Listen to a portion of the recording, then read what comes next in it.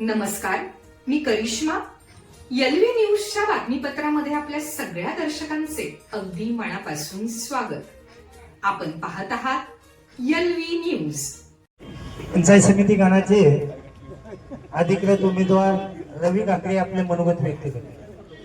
इकडे इकडे घ्या. मध्ये नांदगाव जिल्हा परिषद आणि पंचायत समिती निवडणुकीच्या बस प्रचार शुभारंभाच्या निमित्ताने उपस्थित आपले नेते सुरेश भाऊ पाटील, जयशिंगदादा शेंडगे, मार्गदर्शक आमचे जालेंद्र बापू देसाई, कुमारदाजी पाटील, प्रदेश चिटणीस हयुमभाऊ सावनोरकर,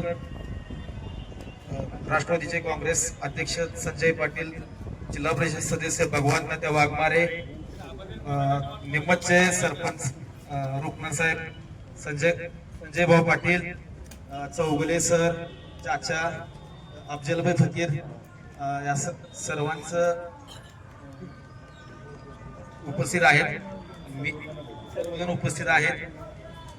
तरी या निवडणुकीला जिल्हा परिषदला विकास हक्के भाऊ आणि पंचायत समितीला मी रविकिरण सुब्राव वागरे उभारलो आहे. तरी सर्वांनी आम्हाला दोघांना चांगल्या मताधिक्याने निवडून द्यावे ही विनंती.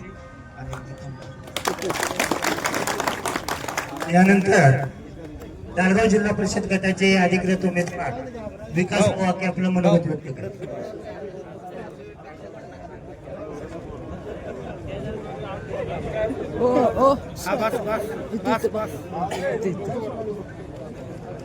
आज जिल्हा परिषद पंचायत समितीच्या 2026 निवडणूक कार्यक्रमाच्या प्रचार शुभारंभासाठी आज राष्ट्रवादीचे नेते आदरणीय सुरेश भाऊ, आमचे ज्येष्ठ मार्गदर्शक नेते जयसिंग तात्या व त्याचबरोबर सन्माननीय व्यासपीठ व भागातून आलेले सर्व सरपंच, ग्रामपंचायत सदस्य तसेच विविध विकास सोसायटीचे चेअरमन, संचालक व सर्व भागातील नांदगाव जिल्हा परिषद गटातील आलेल्या मतदार बंधू भगिनींनो, आज आपण 2026 जिल्हा परिषद पंचायत समितीच्या निवडणुकीच्या शुभारंभासाठी आज आदरणीय भाऊ थोडा वेळ झाला यायला, त्याबद्दल मी सर्वप्रथम सर्वांची दिलगिरी व्यक्त करतो.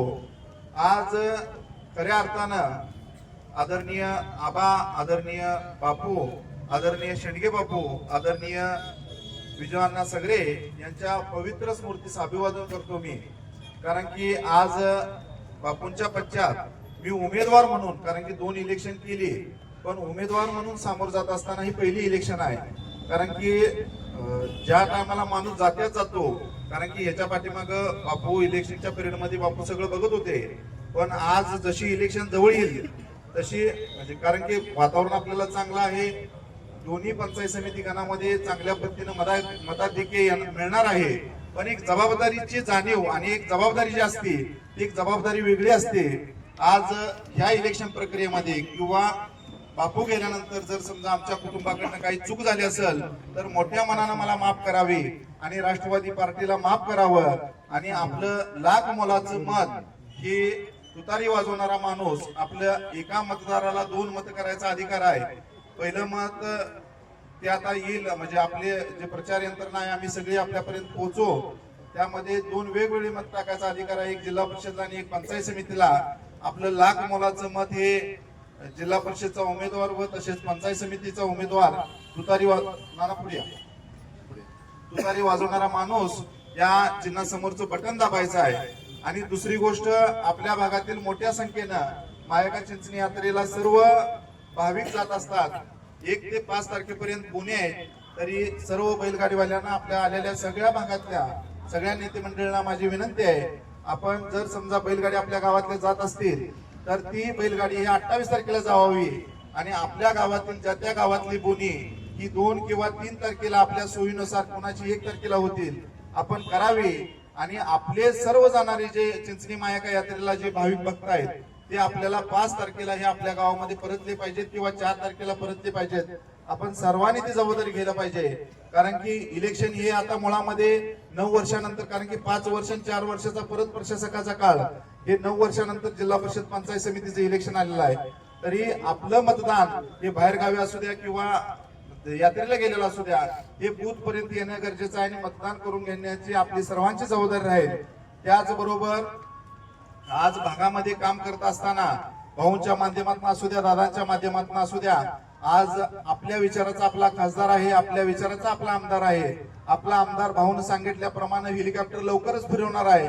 म्हणजे भाऊने दादा आपल्याला आदरणीय कयूम भैयाने एक आशा दावलेली आहे की लवकरच आदरणीय दादा आपलं मंत्रिमंडळात जातील, अशी अपेक्षा आपण आज पीरसाहेब दर्गा इथं साकडं घालूया आणि दादांना लवकरच मंत्रिमंडळात स्थान मिळावं ही अपेक्षा व्यक्त करूया. दादांच्या माध्यमातून, आदरणीय भाऊंच्या माध्यमातून, वहिनींच्या माध्यमातून ज्या काय आपल्या ढालगाव जिल्हा परिषद गटामध्ये असतील, आपल्या भागामध्ये असतील, ज्या विकास कामापासून काही दादानी आणि भाऊनी वहिनीने मोठ्या प्रमाणात कामं केलेलीच आहेत. जे काही राहिलेलं असेल, उर्वरित उरलं राहिलेलं असेल, ते आपण दादांच्या माध्यमातून नक्कीच करून घेऊया. पाण्याचा प्रश्न आहे. भाऊ आदरणीय दादाने विधानसभा इलेक्शनच्या अगोदर चुडेखिंडी येथे म्हैसाळचा समावेश करण्याचा आमचा प्रस्ताव गेलेला आहे.